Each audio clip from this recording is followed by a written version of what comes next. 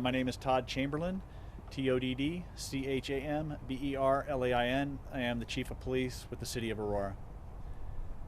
Again, thank you for being here. First off, we have an immense amount of sympathy for what unfolded here to the families and to the community as a whole. What happened earlier today is without question a tragedy that we are trying to navigate right now, and we are still very early into the investigation process on this. But what we do know right now, I'm going to share as much as I have and as much as we have at this point. And at this complex behind me at 10321 East Evans Street, our officers received a 911 call for service right around 10:27, where there was scuffling and fighting that was heard in the background, yelling and screaming. That call disconnected, and then right around 10:29, another call came in to 911, and the person on that call advised that shots have been fired. Our officers responded to that. They were en route to the prior call as well. They responded, and they got here right about 10:30ish. They went to the location, and what they observed was a female in her mid to early 20s that had been shot, as well as a 1-year-old baby that had been shot. Both of them were on the ground. There was also another woman in there in her mid or early 40s. She had been shot in the hand. The officers immediately started to render medical aid to all three of them, including the young child. The officers cleared the apartment, went into a back bedroom, and in the back bedroom they located a male who at this time appears to have self-inflicted with a handgun, some type of handgun. It appears that all of these individuals are family members or are connected in some way. This was not a random act. So again, I want to let the community be aware of that. This was not something that spontaneously happened around this area or this community, but it appears to unfortunately be an act against family members. The baby, the 20-year-old that we believe was the mother, we're still not 100% certain on that, so I'm not going to confirm that at this point. And the 40-year-old female who we believe was the grandmother, and again, we're not 100% certain on that either. But they were all, after receiving medical treatment by our officers, they were transported to separate hospitals in and around the Aurora area.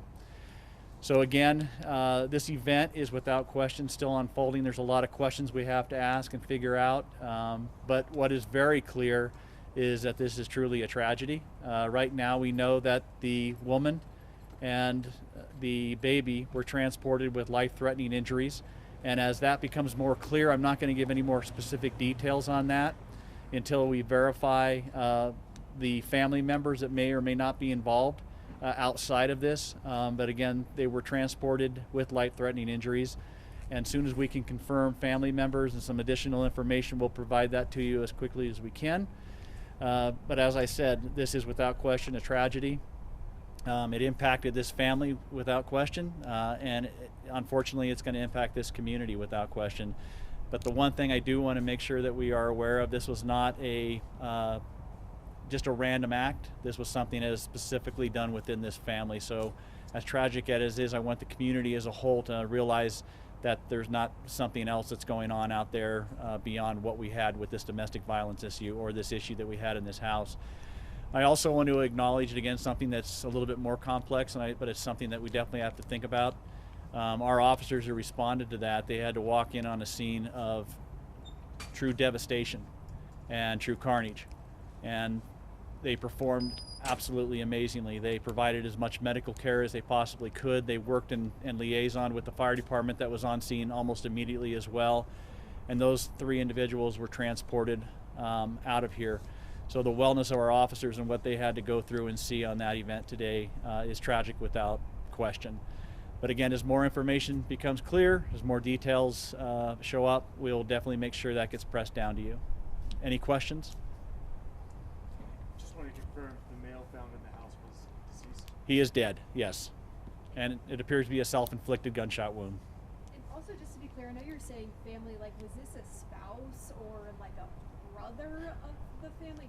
Are you guys not confirming that right now? And again, all we know right now, it appears to be a relationship between the individual who self-inflicted the male and the female. Whether that's their child, I don't know. I don't know the background of all that. We're still going through that. Again, this just occurred less than an hour or so ago, so we're trying to get information to you, but also I don't want to give misinformation. Chief, do you know how quickly you were able to get into the unit, considering the situation? It was almost immediately. Our officers, again, they went directly to that unit. They went directly in. They immediately saw the victims that were down on the ground. And while some officers, again, it wasn't just a couple officers, we had a number of officers that responded throughout the city to come to this event based on that call and how it was dispatched.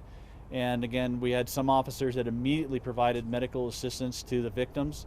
And then we had other officers that searched the apartment almost simultaneously and ultimately located our suspect, who was really what we know at this time, who was in the back room there. Those two victims were alive at the time officers entered? I don't know if they were alive and conscious. I don't know that status right now, but they were alive. I don't know if there was a conversation or any communication at all, but I do know that they were alive and they were transported. But again, it was life-threatening injuries without question. What are you guys kind of doing here now? Do you want to talk about the evidence processing and what's next for the next couple of hours? Yeah, it's going to be a lengthy process, even though this really is not a whodunit in so many ways. We still have a lot of things that we have to consider to process this scene. We want to look at what occurred at this house prior to, what has the environment been in this house, has there been law enforcement intervention, has there been other types of intervention that has occurred in and around this location, is this a history in this house? I think not only do we as law enforcement, when we process this scene, I think we almost have to look at it from a society issue, is what were the reasons for this? Were there mental health issues? Were there substance abuse? Was there any kind of thing that might have taken place outside of the home that we're going to have to take a look at? But without question, even though it seems the facts are pretty evident, that still is not going to stop an incredibly extensive investigation to verify all of the circumstances, who was involved, how were they involved.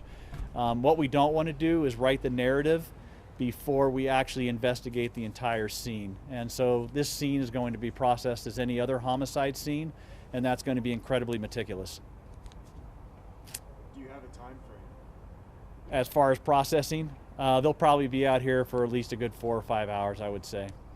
And then we also have the hospital where we have to talk to the individuals there and go through interviews with anybody that was transported or anybody that might know in and around the area. So again, it's still going to be a process.